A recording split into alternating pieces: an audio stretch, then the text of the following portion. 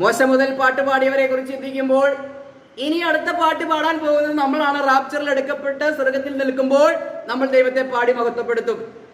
ആ റാപ്ചർ കഴിഞ്ഞാൽ ഇവിടെ ലോകത്തിൽ നിർത്തിവെച്ചിരിക്കുന്ന ദൈവരാജ്യം വീണ്ടും പ്രസംഗിക്കുവാൻ വേണ്ടി ഓരോ ഇസ്രായേൽ ഗോത്രത്തിൽ നിന്ന് തന്നെ 12,000 പേരെ വെച്ച് മുദ്രയിട്ട് വിളിച്ച് വേർതിരിച്ച് വെളിപ്പാട് 6-ാം അധ്യായത്തിൽ കാണുന്നുണ്ട് അവരെ കുറിച്ചല്ലേ.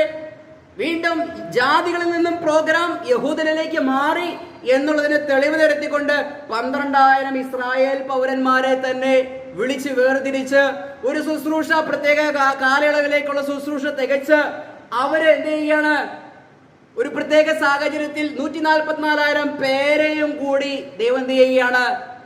സ്വർഗത്തിലേക്ക് പെട്ടെന്ന് എടുക്കുകയാണ്. വെളിപ്പാട് പുസ്തകം പഠിച്ചാൽ നമുക്ക് കാണാം. അപ്പോൾ നമ്മുടെ റാപ്ചറിന് ശേഷം മറ്റൊരു കൂട്ടരും അവരുടെ ശുശ്രൂഷ തികച്ചു കഴിയുമ്പോൾ 144,000 പേരെ ഇവിടെ സ്വർഗത്തിലേക്ക് കൊണ്ടുപോയിക്കൊണ്ട് അവർ അവിടെ ദൈവസന്നിധിയിൽ പാട്ടുപാടുകയാണ്.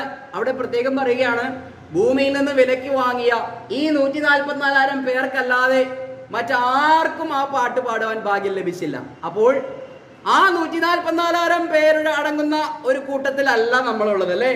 അത് ഇസ്രായേൽ ഗോത്രത്തിൽ നിന്നും 12,000 പേരെ വെച്ച് വിളിച്ച് വെറുതിരിക്കുന്നവരാ. അവർക്ക് ആ ഭാഗ്യം കിട്ടുകയാണ്. നമുക്ക് ഏത് ഭാഗ്യമാ കിട്ടിയത്?